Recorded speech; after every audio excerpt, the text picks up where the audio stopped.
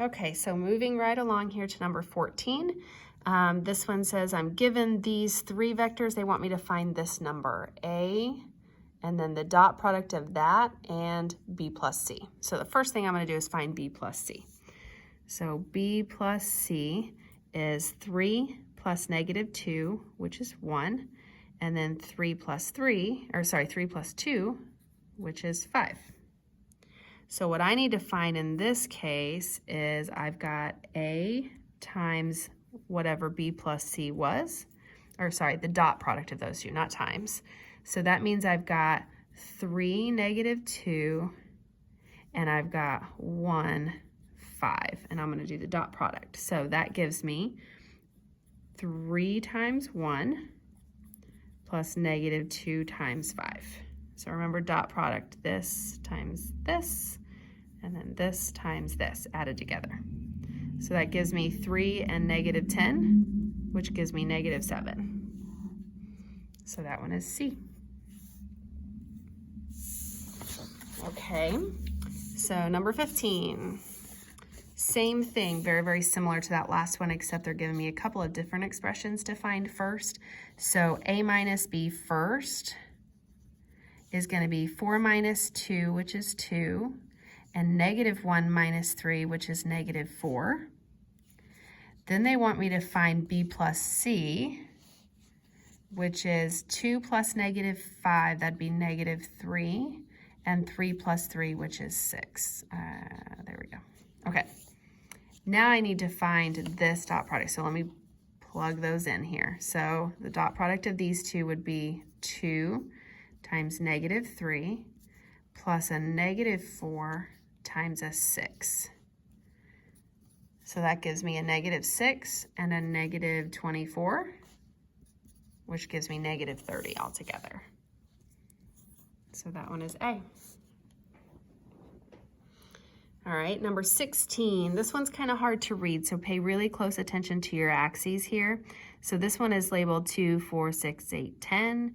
These down this direction are negative 1, negative 2, negative 3, and so on. So these are labeled by 1s, these are labeled by 2s. If that is true for your first answer choice, it is very likely true for all of your other answer choices, okay? So on this one, I'm looking for 5 to the right and then up 2. So it can't be this one. Could be this one, could be this one, could be this one, could be this one. So I really have to look at numbers, right? So these are all in the correct quadrant. I'm looking for over 5 though. So this is 2, 4, 5 would be halfway, and then up 2. So there it is. It's B. Hopefully this is one of the easiest ones on the test. Number 17 looks really complicated, but I'm just gonna point out the really important things here. So this right here is what they're asking me to find, is that relationship. And then they said the real part of I represents the actual current delivered to an electrical appliance in amps. So the real part of that. So remember when we look at problems, we've got A plus BI typically in this case. So the real part is this part right here. This is the imaginary part. So they're giving me these two values for V and Z. They want me to express the answer. They want me to approximate that current, which is what I'm looking for, that real part, and express it in rectangular form to 2 decimal places. Okay, so let's talk about what that's going to look like. So first, if I'm dividing these and they're in that CIS form, remember you divide that first part. So V over Z, so 164 over 102, times that cosine I sine of, remember you take theta and you subtract them, those 2 theta values. So 42 minus 11. Okay, so that means I'm gonna do, let me just simplify this a little bit. This is the same thing as 82 over 51. And then this is the same thing as cosine of 42 minus 11 would give me 31 minus I sine of that same angle. Okay, so then let's talk about that. So Cosine of 31, so let me just get some decimals here. I'm just gonna go ahead and take this 80, so let's start out with this. Cosine of 31, and then I'm gonna multiply that because I'm going to distribute 82 over 51. So times 82 over 51.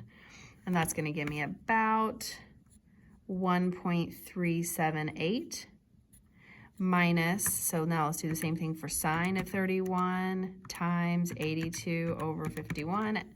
That one's gonna give me about 0.828, and that I would be on it. But remember, I don't really care about this imaginary part.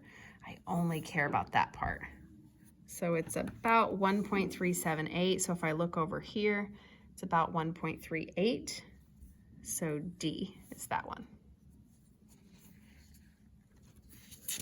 Okay, number 18. 18 is when I start using de Moivre's theorem. So you may need to go back and look at your notes for this one, but that's another theorem that would be a good reference sheet addition, I guess you could call it. All right, so de Moivre is saying find this one to the 5th power. So the first thing that I always find is my R value, and you can look at a unit circle and draw it out and see what happens there, or you can do this. So 5 squared and 5 squared for I there. Okay, so that's gonna give me the square root of 25 plus 25, or the square root of 50. And I'm just gonna leave it. I'm not worried about simplifying those unless it helps me down the road. So this one I'm just gonna leave for right now and see if it helps me later. The other thing that I need to know is where is this, because I need to know my theta value. So I know it's in quadrant 1 because I'm over 5 up 5, right? So let's think about if I'm over 5 up 5, that's really the same thing as like 1, 1, right? Which is gonna put me at that pi over 4 mark. If you want to use degrees instead, you can. So if you want to use 45 degrees here, you can. I'm going to use pi over 4 just because that's what I'm used to using. All right, so my setup here would be the square root of 50 to the 5th times my cosine. You can write it as CIS. I'm just going to write it as CIS because I think it's quicker that way. And then 5, that's my degree right here, 5 times that theta value. And you can go back and look at that formula again though, if that's confusing for you. So this to the 5th power, let's simplify this down. So if I have 5 of those, square root of 50, that's a 50. Square root of 50, square root of 50, square root of 50, square root of 50. Okay, so I've got 2 of them together give me 50. So that one gives me 50 and that one gives me 50. And I need to multiply those. So that gives me 2,500. But I still had a square root of 50 left. So 2,500 square root of 50 times, this is really cosine of 5 pi over 4 plus I sine of 5 pi over 4. And you can skip this step if you want and just go straight to like, what is that, right? So I've got my 2,500 square root of 50 times cosine of 5 pi over 4. So let's look back at our unit circle. 5 pi over 4 is right here. Cosine and sine are both negative square root of 2 over 2. So this one is negative square root of 2 over 2 plus, I'm gonna write it like this, minus square root of 2 over 2i. Now let's simplify this. So when I distribute this in, so I'm going to take this and distribute it into here. This is going to give me 2,500. It's negative, so let me go ahead and put my negative out there. 2,500 square root of 100 all over 2. Which can definitely be simplified, okay? And if you skip this step, that's fine. Again, this one over here is going to be 2,500 square root of 100 all over 2 with an I. Now let's simplify. 2,500 times the square root of 100 is really 2,500 times 10, and then divide that by 2. You should end up with this negative 12,500. Same thing here. 12,500i. Okay, since both of those are negatives, watch your answer choices. They're really tricky with that. That one ends up E. Don't get confused by these, okay, with different signs. All right, this one, same thing. My R value ends up square root of 2. I'm just going to skip straight to that. When I look at where my angle falls, it's over here at -1, 1, which ends up at 3 pi over 4. So I end up with this setup. I've got the square root of 2 to the 24th power times my cosine I sine situation, where I have 24 times 3 pi over 4. So this is the same thing as, not 12, 2 to the 12th. And then this is going to be cosine of, so I'm going to simplify that down to just 6. So 6 times 3 pi is 18 pi. Plus I sine of that same 18 pi. Now a lot of people know that you can use the unit circle and say, okay, if I'm at 2 pi right here and I just keep going, another 2 pi gives me 4 pi, 6 pi, 8 pi. Eventually you're going to end up right there for 18 pi. Or you can use a calculator to find that this is really just 1, this one is 0. And 2 to the 12th power is 4,096. So when I distribute, I end up with 4,096 plus 0i, or just 4,096. Okay, last one of these. My R value on this one ends up the square root of 8. Again, I'm skipping that step because you can figure that out. So check it, make sure you know how to do that. The other thing that I know is that this one is in this quadrant down here, and it is -2, -2. So they were pretty nice on all of these. They ended up at those fourths. So just make sure you know how to find those values, not just the easy ones like these, okay? Just be careful. All right, so 5 pi over 4. So I've got the square root of 8. This time I'm doing the 10th power. My CIS is going to be 10 times that theta value, 5 pi over 4. Okay, so this is really the same thing as 8 to the 5th.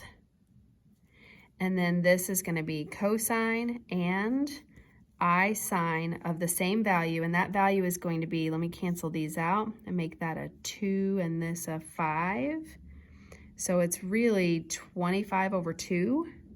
So 25 pi over 2. Again, you could use your unit circle and look at your halves. So if I start here, that's 0 halves, 1 half, 2 halves, 3 halves, 4 halves, and so on, right?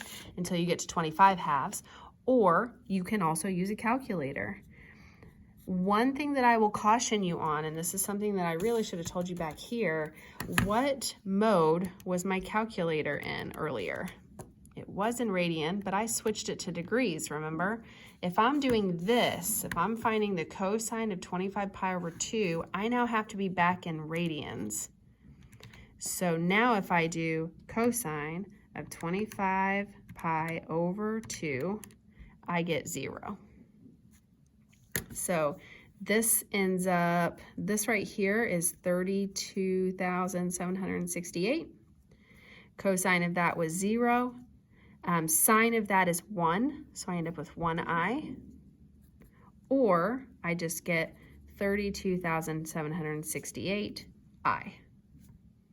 So that one is C.